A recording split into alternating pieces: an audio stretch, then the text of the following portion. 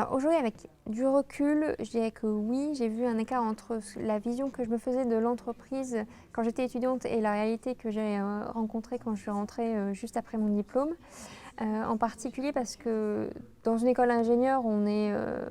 30% de femmes sur une promo, mais il n'y a jamais eu, dans tout mon cursus, quelconque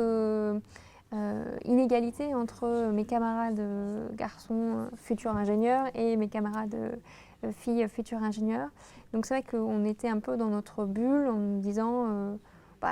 ce qu'on nous dit c'est pas forcément vrai, on est tous de la même génération, on va tous avoir le même diplôme et on est tous égaux.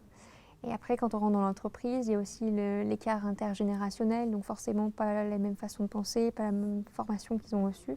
Et donc c'est toujours un peu dur de s'adapter à ça. Et donc c'est vrai que j'ai vu une certaine différence entre la vision que je me faisais de l'entreprise et la réalité, mais c'est très vite balayé par le travail qu'on fournit au quotidien dans une équipe. Mon équipe est particulièrement masculine et je n'ai